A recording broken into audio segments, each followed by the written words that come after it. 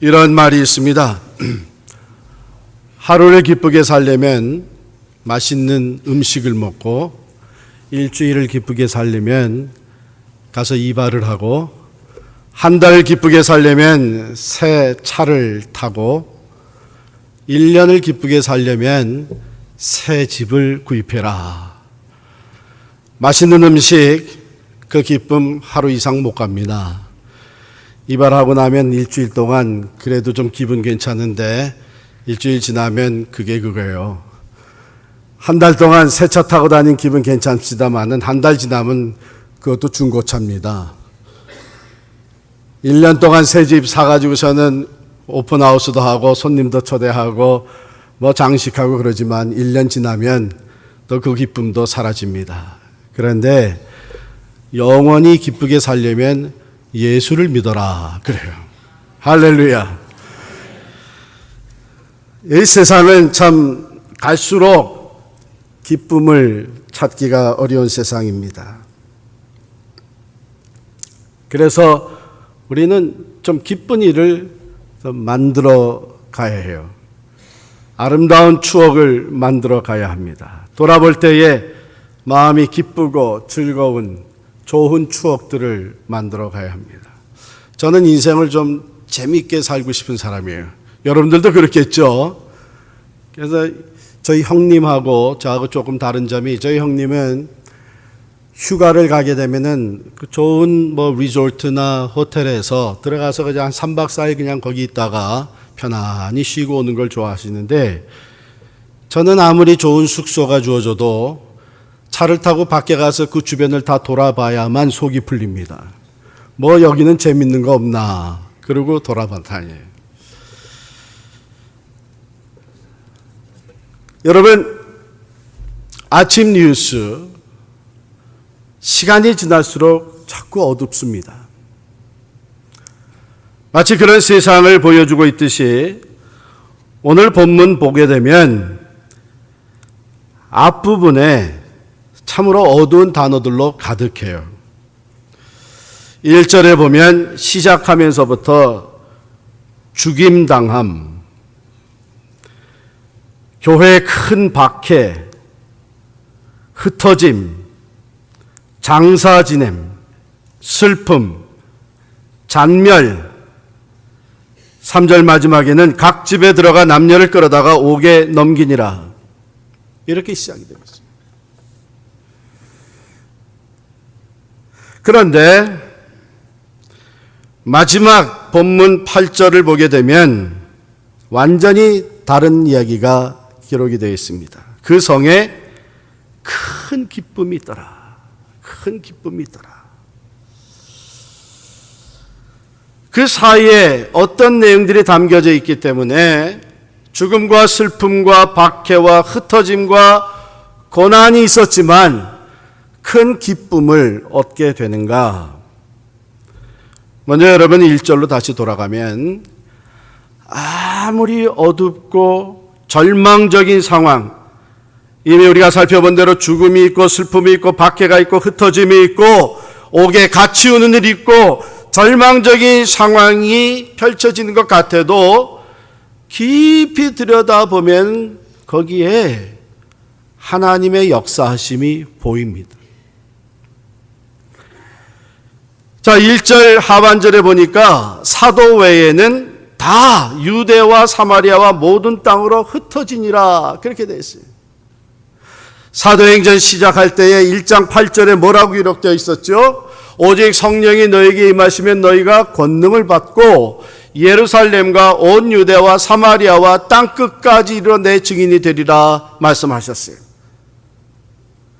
그러니까 지금 들이닥친 박해와 죽음과 옥에 갇힘과 흩어짐, 이 모든 것들이 그 배후에 보게 되면 하나님의 계획과 하나님의 섭리하심 속에 하나님의 역사가 이루어져 가고 있는 것을 보여주고 있습니다. 그러므로 우리는 아무리 절망적인 상황 속에서도 그 역사를, 그 상황을 하나님 안목으로, 하나님 중심으로 바라볼 필요가 있습니다. 왜요? 하나님이 역사의 주인이 되십니다. 하나님이 알파와 오메가가 되십니다. 하나님은 오늘도 살아계셔서 신실하심과 전능하심으로 하나님의 말씀대로 이루어가고 계시기 때문입니다. 과연 하나님은 박해와 슬픔과 죽음과 흩어짐 가운데서도 이미 계획하시고 말씀하신 대로 예루살렘에서 유대로, 사마리아로, 모든 땅으로 흩어져 복음이 전파하게 하신 것이었습니다. 그러게 4절에 가면 이런 전환점을 이룹니다. 우리 4절 말씀 같이 읽겠습니다. 시작. 그 흩어진 사람들이 두루 다니며 복음의 말씀을 전할세. 바로 이 복음의 말씀이 끊임없이 전파되는 가운데 큰 기쁨이 주어졌어요. 그 한 예가 빌립이 사마리아 성에 내려가서 그리스도를 백성에게 전파하게 되었다 했어요. 복음인 예수 그리스도, 그리스도의 복음을 전파하게 됐어요. 칼빈은 이 사건으로 유대인과 이방인을 갈라놓았던 중간에 박힌 담이 무너지기 시작했다. 이렇게 기록하고 있습니다. 사마리아와 유대의 관계, 우리가 잘 아는 대로 예수님 당시에 또 사도행전 당시에도 적대 관계였죠. 유대인과 사마리아인들이 서로 상종하지 않았습니다. 그래서 유대인들이 유대 땅, 그 다음에 사마리아, 그리고 북에 갈릴리 지역이 있는데 유대 땅에서 갈릴리 지역으로 가려면 사마리아를 통과하지 아니하고 동쪽으로 가 요단강을 건너서 쭉 북상해서 사마리아를 패스한 후에 다시 요단강을 건너서 갈릴리로 들어갔습니다. 결코 상종하지를 않았습니다. 적대시했습니다. 경멸했습니다. 원수같이 여겼습니다. 역사를 거슬러 올라가면 이스라엘이 북이스라엘 왕국과 남유다 왕국으로 나누어졌습니다. 북이스라엘의 수도는 사마리아였습니다. 남쪽 유다의 수도는 예루살렘이었습니다. 주전 8세기에 아수르가 북이스라엘 왕국을 침공하였고 정복하였습니다. 당시의 모든 정복자들이 그렇게 했듯이 얼마의 사람들은 아수르의 포로로 끌어가고 그리고 외국인들, 이방인들을 그곳에 다 이주시켜가지고 사마리아 땅에서 북이스라엘 왕국에서 섞여 살게 하였습니다. 그게 주전 8세기에 있었던 사건입니다. 주전 6세기에 역사가 흘러가서 이번에는 새로 부상한 강대국 바벨론이 남쪽 유다 땅을 침공하고 정복을 했습니다. 예루살렘 성벽이 다 무너지고 성문이 파손이 되었습니다. 성전도 무너졌습니다.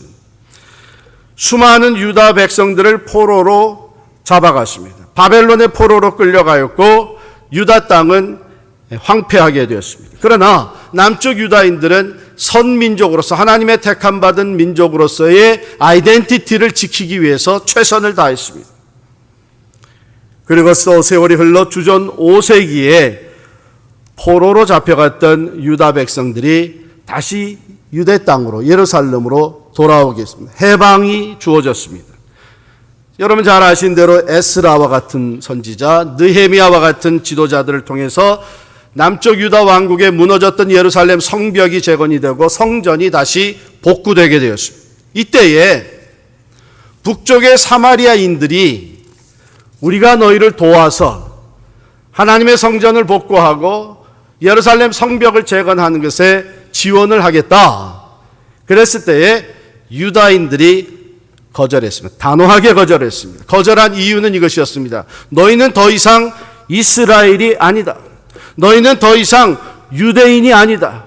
이미 이방인들과 피가 섞였기 때문에 You are not pure Jews. 너희는 하나님의 백성이 아니다. 그때부터 이 두 관계는 원수의 관계, 적대시하게 되었고 유다인들은 사마리아인들을 말할 수 없이 경멸하게 되었습니다.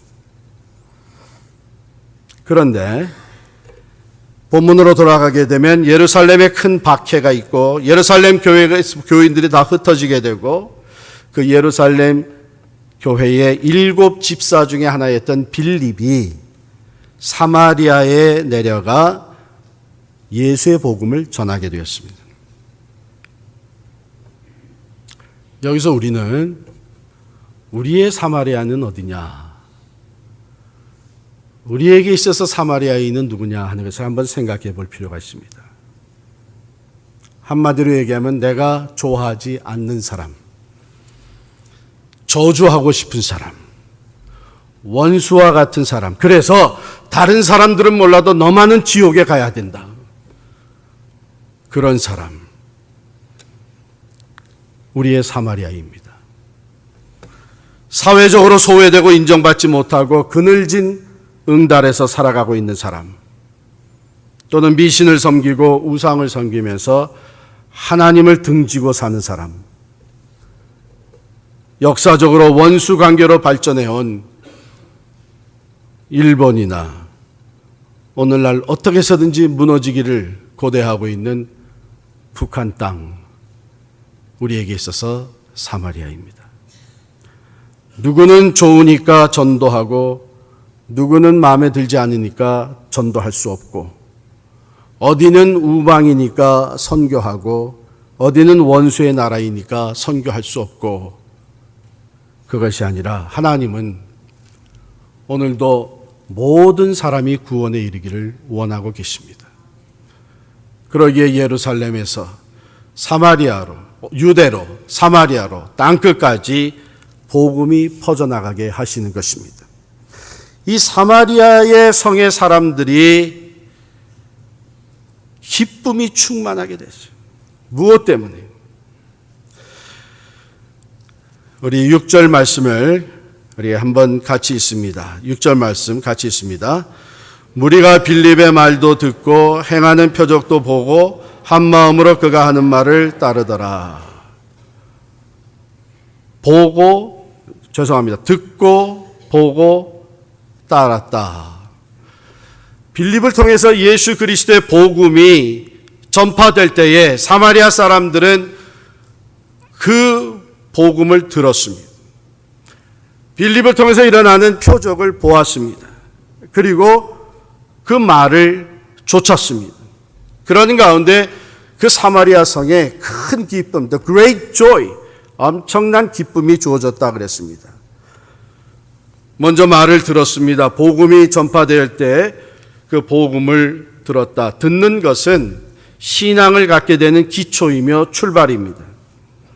두 가지 자세가 있죠. 하나는 긍정적인 자세가 있고 부정적인 자세가 있습니다.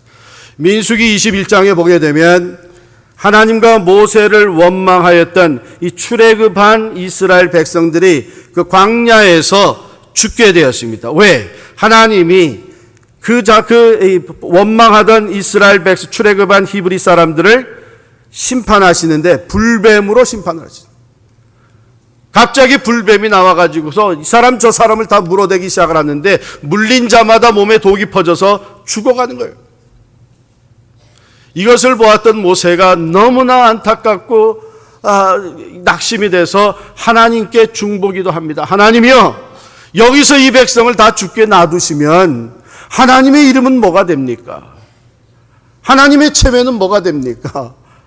아니, 하나님의 백성이라고 애굽에서부터 끌어내오셔가지고 광야에서 다 죽게 내버려뒀다면 이게 하나님께 도움이 될 게 뭐가 있습니까? 제발 살려주십시오. 이들을 불쌍히 여기시고 용서하시고 구원해 주십시오. 하나님께서 모세 기도에 응답하셔서 모세야, 너는 구리로 노수로 뱀을 만들어서 이 불뱀과 같이 생긴 뱀을 만들어서 장대에 달아 높이 치켜 세워라. 그리고 그 뱀을 쳐다보는 사람들마다 구원을 얻을 것이다.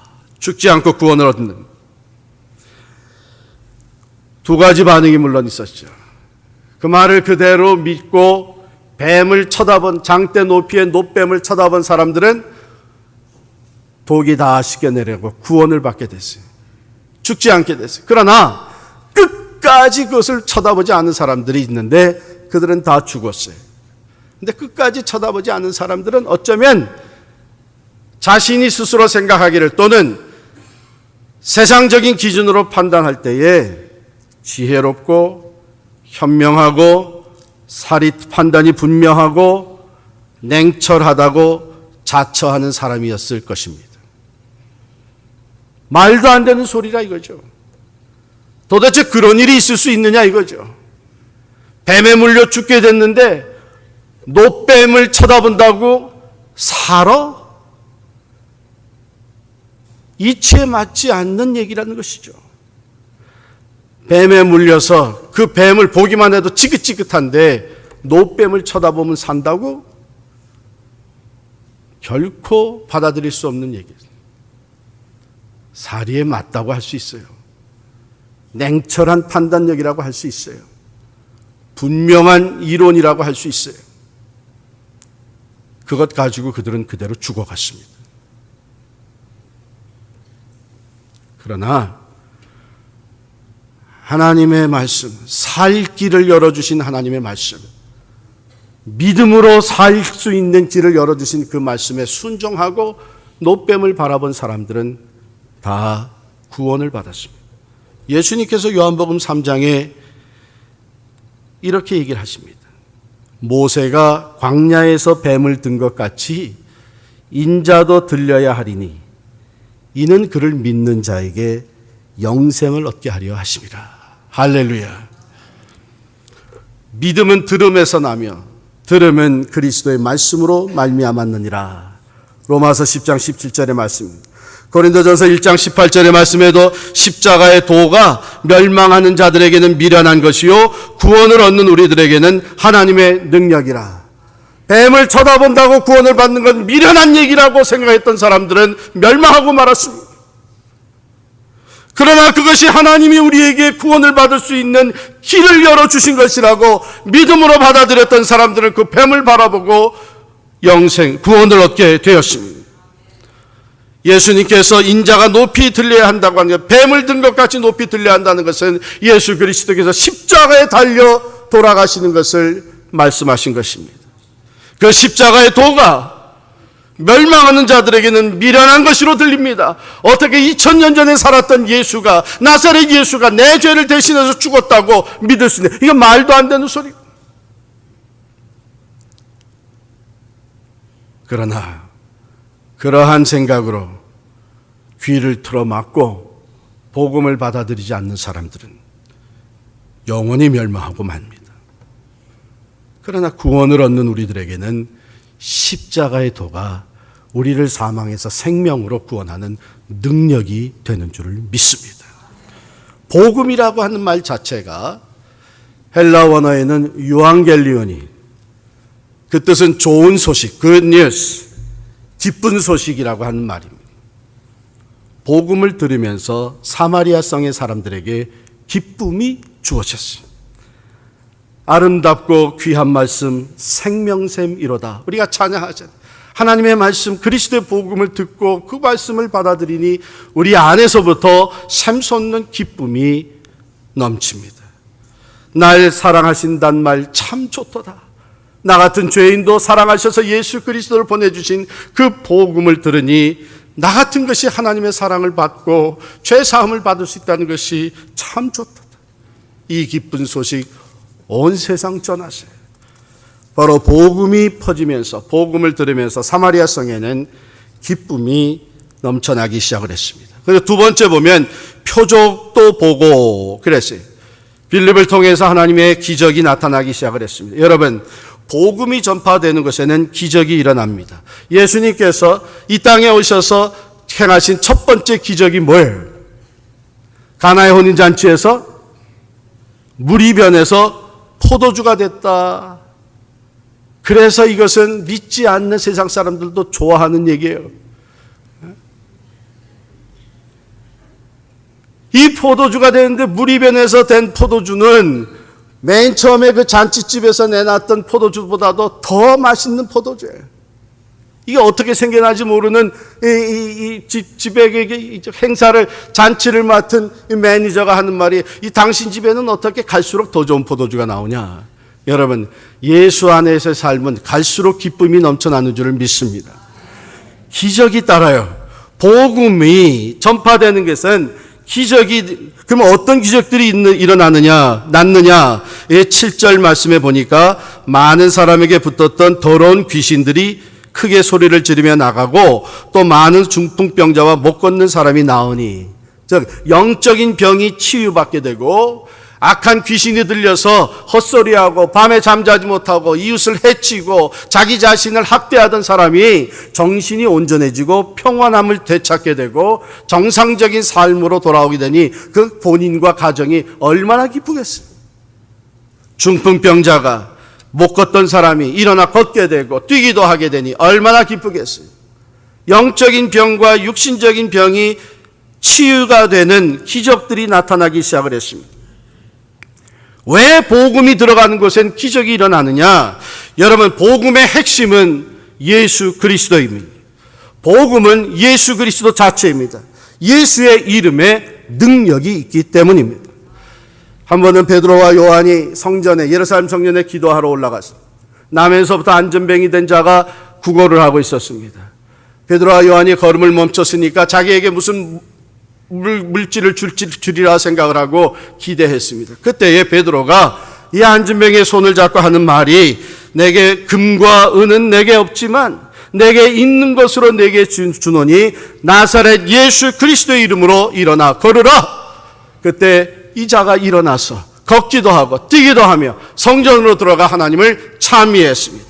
예수의 이름에 능력이 있습니다. 왜? 예수 그리스도는 하늘과 땅의 모든 권세를 가지신 분이시기 때문에 예수의 이름이 선포되어지는 것, 예수의 이름으로 찬양이 드려지는 것, 예수의 이름으로 손을 얹고 기도하는 것에 하나님께서 필요한 능력을 허락하여 주셔서 놀라운 기적과 표적들이 나타나게 됩니다.